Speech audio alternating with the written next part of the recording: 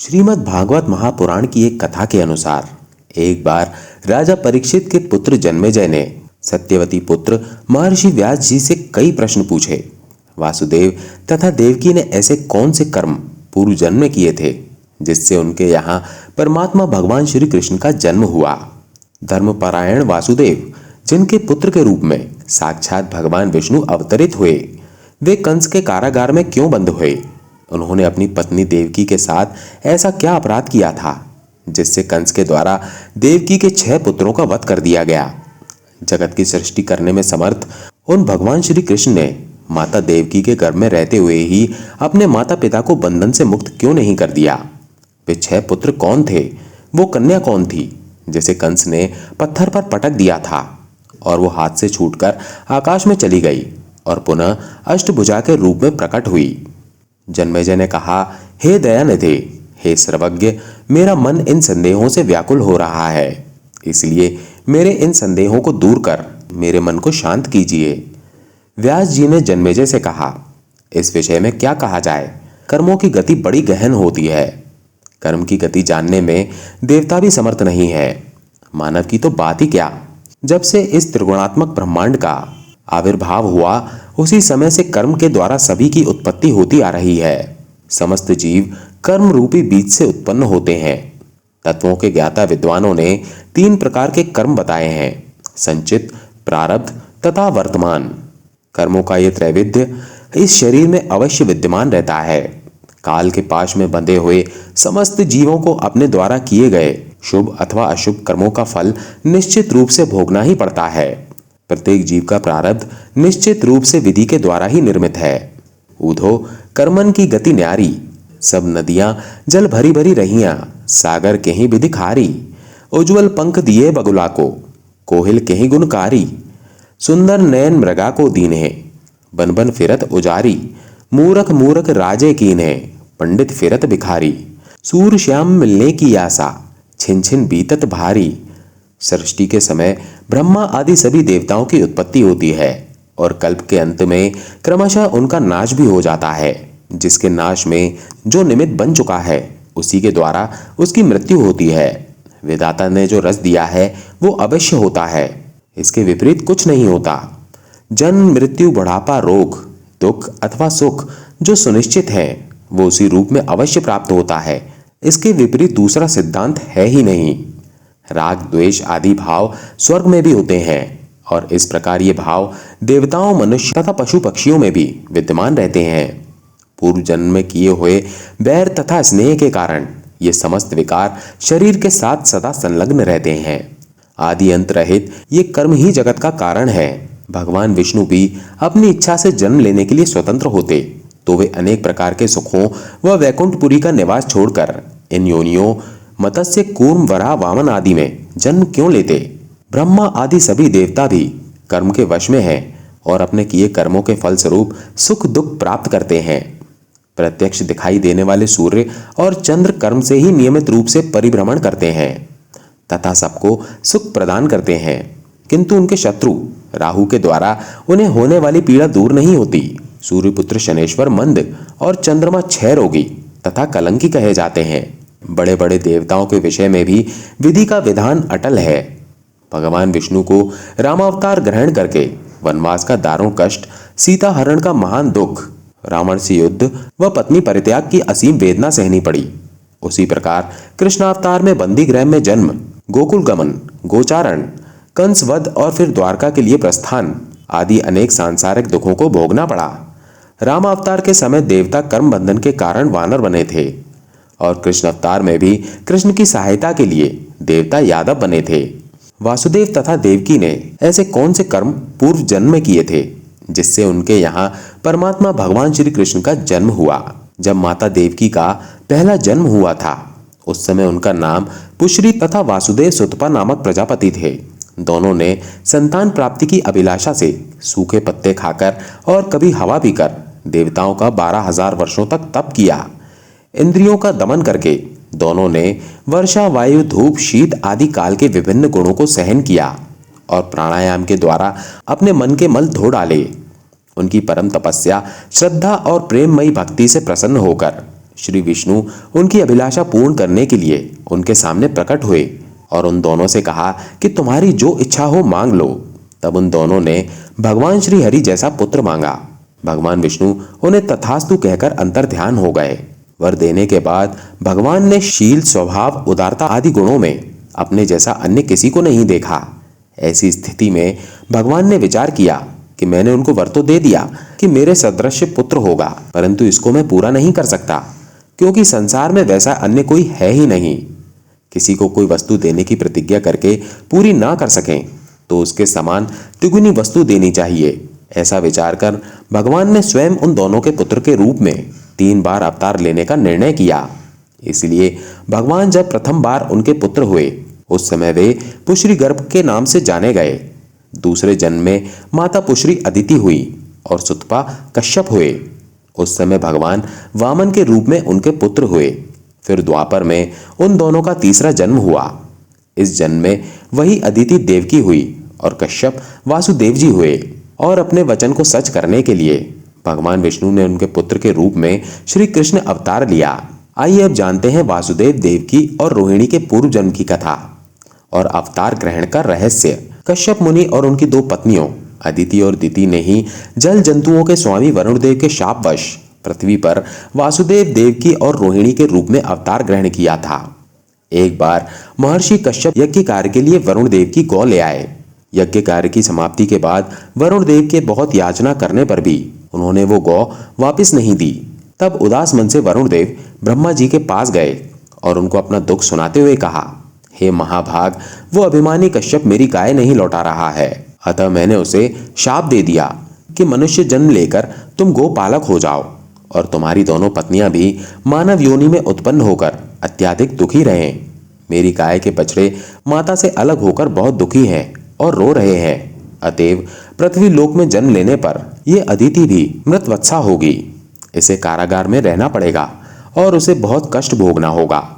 वरुण देव की बात सुनकर प्रजापति ब्रह्मा ने कश्यप मुनि को बुलाया और पूछा, आपने लोकपाल वरुण की गाय का हरण क्यों किया और फिर आपने गाय को लौटाया भी नहीं? आप ऐसा अन्याय क्यों कर रहे हैं? न्याय को जानते हुए भी आपने दूसरे के धन का हरण किया है। लोभ की ऐसी महिमा है कि वो महान से महान लोगों को भी नहीं छोड़ता है। संसार में लोभ से बढ़कर अपवित्र अन्य कोई चीज नहीं है। ये सबसे बलवान शत्रु है। महर्षि कश्यप भी इस नीच लोभवश दुराचार में लिप्त हो गए। अतः मर्यादा की रक्षा के लिए ब्रह्मा जी ने अपने प्रिय पौत्र कश्यप मुनि को शाप दे दिया कि तुम अपने अंश से पृथ्वी पर यदुवंश में जन्म लेकर वहां अपनी दोनों पत्नियों के साथ गोपालन का कार्य करोगे।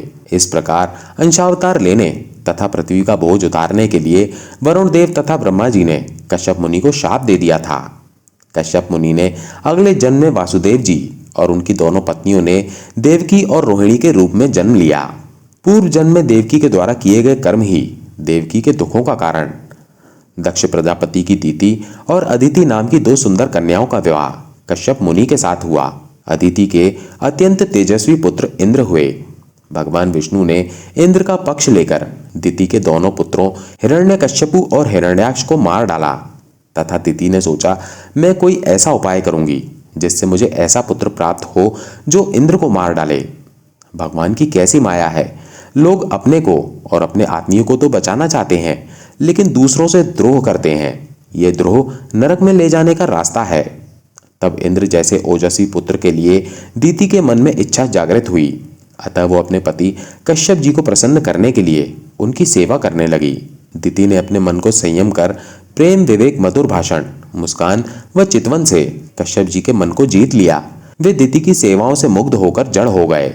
उन्होंने दिति से कहा, अब तुम जो चाहो हम करने को तैयार हैं। दिति ने देखा कि ये वचनबद्ध हो गए हैं तो उसने कश्यप जी से प्रार्थना की कि मुझे बलशाली एवं परम शक्ति संपन्न पुत्र देने की कृपा करें जो इंद्र को मार दे। ये सुनकर कश्यप जी को बहुत दुख हुआ, क्योंकि इंद्र अदिति के गर्भ से कश्यप जी के बेटे हैं। उन्होंने सोचा कि माया ने मुझे पकड़ लिया। संसार में लोग स्वार्थ के लिए पति पुत्र आदि का भी नाश कर देते हैं। अब क्या हो, मैंने जो वचन दिया है न तो वो व्यर्थ होना चाहिए और न इंद्र का अनिष्ट होना चाहिए। इस प्रकार सोच विचार करके कश्यप मुनि ने दिति को 1 वर्ष का पुंसवन व्रत धारण करने के लिए कहा। कश्यप जी ने कहा कि यदि तुम 1 वर्ष तक व्रत का पालन करोगी तो तुम्हारे जो बेटा होगा वो इंद्र को मारने वाला होगा, लेकिन यदि व्रत में कोई त्रुटि हो जाएगी तो वो इंद्र का मित्र हो जाएगा। कश्यप मुनि ने व्रत के लिए दिति को इन नियमों का पालन करने के लिए कहा। इस व्रत में किसी भी प्राणी को मन, वचन या कर्म के द्वारा सताएं नहीं, किसी को शाप या गाली न दें, झूठ न बोलें, शरीर के नख व बाल न काटें, किसी भी अशुभ वस्तु का स्पर्श न करें, क्रोध न करें, बिना धुला वस्त्र न पहने और किसी की पहनी हुई माला न पहने, झूठा न खाएं, मांस युक्त अन्न का भोजन न करें, शूद्र और रजस्वला स्त्री का अन्न भी न खाएं, झूठे मुंह संध्या के समय बाल खोले हुए घर से बाहर न जाएं, सुबह शाम सोना नहीं चाहिए। इस प्रकार इन निषिद्ध कर्मों को त्याग कर सदैव पवित्र और सौभाग्य के चिन्हों से सुसज्जित रहें। प्रातः गाय, ब्राह्मण, लक्ष्मी जी और भगवान नारायण की पूजा करके ही कलेवा करें। सुहागिन स्त्रियों व पति की सेवा में संलग्न रहें और यही भावना करती रहें कि पति का तेज मेरी कोख में है। अपने पति की बात मानकर दिति उनके ओज से सुंदर गर्भ धारण कर पुंसवन व्रत का पालन करने लगी। वह भूमि पर सोती थी और पवित्रता का सदा ध्यान रखती थी। इस प्रकार जब उनका तेजस्वी गर्भ काल पूर्ण होने को आया तो दिति के अत्यंत दीप्तिमान अंगों को देखकर अदिति को बड़ा दुख हुआ। उसने अपने मन में सोचा कि यदि दिति के गर्भ से इंद्र के समान महाबली पुत्र उत्पन्न होगा तो निश्चय ही मेरा पुत्र निस्तेज हो जाएगा। इस प्रकार चिंताग्रस्त अदिति ने अपने पुत्र इंद्र से कहा, इस समय दिति के गर्भ में तुम्हारा शत्रु पल रहा है, अतः ऐसा कोई प्रयत्न करो कि गर्भस्थ शिशु नष्ट हो जाए। दिति का वो गर्भ मेरे हृदय में लोहे की कील के समान चुभ रहा है, अतः किसी भी उपाय से तुम उसे नष्ट कर दो। जब शत्रु बढ़ जाता है तब राज्य क्षमा रोग की भांति वो नष्ट नहीं हो पाता है। इसलिए बुद्धिमान मनुष्य का कर्तव्य है कि वो ऐसे शत्रु को अंकुरित होते ही नष्ट कर डाले। चतुर राजनीतिज्ञ वही है जिसे शत्रु के घर की एक एक बात पता हो। इंद्र कोई साधारण राजनीतिज्ञ नहीं है। अपनी माता की बात सुनकर इंद्र मन ही मन उपाय सोचकर अपनी सौतेली माँ के पास गए। उस पाप बुद्धि इंद्र ने ऊपर से मधुर किंतु भीतर से विष भरी वाणी में विनम्रता पूर्वक दिति से कहा, हे माता, व्रत के कारण आप अत्यंत दुर्बल हो गई हैं, अतः मैं आपकी सेवा करने के लिए आया हूँ। जिस प्रकार बहेलिया हिरण को मारने के लिए हिरण की सी सूरत बनाकर उसके पास जाता है, वैसे ही देवराज इंद्र भी कपट वेश धारण करके व्रत परायणा दिति के व्रत पालन की त्रुटि पकड़ने के लिए उनकी सेवा करने लगे। एक दिन व्रत के नियमों का पालन करते करते बहुत दुर्बल हो गई दिति से इंद्र ने कहा, माता, मैं आपके चरण दबाऊंगा, क्योंकि बड़ों की सेवा से मनुष्य अक्षय गति प्राप्त कर लेता है। ऐसा कहकर इंद्र उनके दोनों चरण पकड़कर दबाने लगे। चरण दबाने से दिति को बहुत सुख हुआ और उसे नींद आने लगी। उस दिन वो पैर धोना भूल गई और बाल खोले ही सो गई। दिति को नींद के वशीभूत देखकर इंद्र योग बल से अत्यंत सूक्ष्म रूप बनाकर हाथ में शस्त्र लेकर बड़ी सावधानी से दिति के उदर में प्रवेश कर गए और वज्र से उस गर्भस्थ बालक के 7 टुकड़े कर डाले। तब वे 7 टुकड़े सूर्य के समान तेजस्वी 7 कुमारों के रूप में परिणत हो गए। वज्र के आघात से गर्भस्थ शिशु रोने लगे। तब दानव शत्रु इंद्र ने उससे, मां रुद्र, मत रो कहा। फिर इंद्र ने उन 7 टुकड़ों के 7 टुकड़े और कर दिए। इस प्रकार 49 कुमारों के रूप में होकर वे जोर जोर से रोने लगे। तब उन सबों ने हाथ जोड़कर इंद्र से कहा, देवराज, तुम हमें क्यों मार रहे हो? हम तो तुम्हारे भाई मरुदण हैं। इतने में ही इंद्र ने मन में ही सोचा, निश्चय ही ये सौतेली मां दिति के व्रत का परिणाम है कि वज्र से मारे जाने पर भी इनका विनाश नहीं हुआ। ये एक से अनेक हो गए, फिर भी उदर की रक्षा हो रही है। इसमें संदेह नहीं कि ये अवध्य है, इसलिए ये देवता हो जाएं। जब ये रो रहे थे उस समय मैंने इन गर्भ के बालकों को मारुत कहकर चुप कराया था, इसलिए ये मारुदण के नाम से प्रसिद्ध होंगे।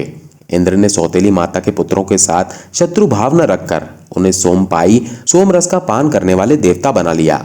छली इंद्र द्वारा अपने गर्भ को विकृत किया जानकर दिति जाग गई और दुखी होकर क्रोध करने लगी। ये सब मेरी बहन अदिति द्वारा कराया गया है। ऐसा जानकर दिति ने कुपित होकर अदिति और इंद्र दोनों को शाप दे दिया कि इंद्र ने छल पूर्वक मेरा गर्भ छिन्न भिन्न कर डाला है, उसका त्रिभुवन का राज्य शीघ्र ही नष्ट हो जाए। जिस प्रकार पापिनी अदिति ने गुप्त पाप के द्वारा मेरे गर्भ को नष्ट करवा डाला है, उसी प्रकार उसके पुत्र भी क्रमशः उत्पन्न होते ही नष्ट हो जाएंगे और वो पुत्र शोक से अत्यंत चिंतित होकर कारावास में रहेगी। तब कश्यप जी ने दिति को शांत करते हुए कहा, देवी तुम क्रोध मत करो, तुम्हारे 49 पुत्र मरुत देवता होंगे जो इंद्र के मित्र बनेंगे। तुम्हारा शाप 28वें द्वापर युग में सफल होगा। वरुण देव ने भी उसे शाप दिया है। इन दोनों शापों के संयोग से अदिति मनुष्य योनि में जन्म लेकर देवकी के रूप में उत्पन्न होगी और अपने किए कर्म का फल भोगेगी। माया की प्रबलता। सबसे शासक, धर्म के रक्षक और तीनों लोकों के स्वामी इंद्र ने जब ऐसा निंदित कर्म कर डाला, तब फिर कौन मनुष्य पाप नहीं कर सकता। ब्रह्मा से लेकर सभी प्राणी माया के वशीभूत रहते हैं और वो माया उनके साथ क्रीड़ा करती रहती है। ये माया सभी को मोह में डाल देती है और जगत में निरंतर विकार उत्पन्न किया करती है। वेदों में कहा गया है कि सत्व गुण से सभी देवता, रजोगुण से मनुष्य तथा तमोगुण से पशु पक्षी आदि जीव उत्पन्न होते हैं। अतएव जब सत्व गुण से उत्पन्न देवताओं में भी निरंतर आपस में वैर भाव रहता है, तब पशु पक्षियों में परस्पर जाति वैर उत्पन्न होने में क्या आश्चर्य। देवता भी सदा असंतुष्ट रहते हुए द्वेष परायण होकर आपस में विरोध भाव रखते हैं। चंद्रमा ने जानबूझकर अपने गुरु बृहस्पति की पत्नी का बलपूर्वक हरण कर लिया।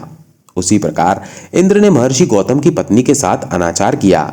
जगतपति भगवान विष्णु ने वामन रूप धारण कर छल से राजा बलि को ठग लिया, लेकिन विजय राजा बलि की ही हुई, जिन्होंने समस्त भूमंडल का दान कर दिया।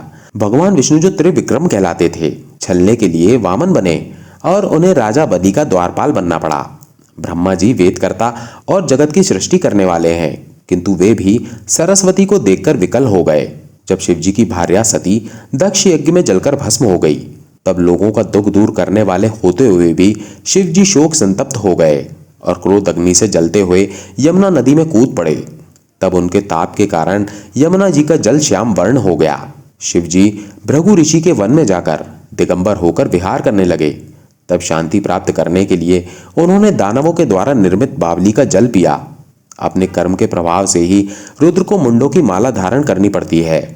इंद्र को बैल बनकर पृथ्वी पर सूर्यवंशी राजा कुकुस्त का वाहन बनना पड़ा। भगवान श्री राम भी सीता के वियोग में जोर जोर से रोते हुए वृक्षों से पूछते फिरते थे कि सीता कहाँ चली गई। काम, क्रोध, अमर्ष, शोक, बैर, प्रेम, सुख, दुख, भय, दीनता, सरलता, पाप, पुण्य, वचन, मारण, पोषण, चलन, ताप, लोभ, दंभ, मोह, कपट और चिंता आदि के भाव मनुष्य जन्म में विद्यमान रहते हैं। वे भगवान विष्णु भी शाश्वत सुख का त्याग करके इन भावों से ग्रस्त मानव का जन्म बार बार लेते हैं। इस प्रकार इस संसार में सभी प्राणी विधि के नियमों में बंधकर सदा सुख तथा दुख से युक्त रहते हैं।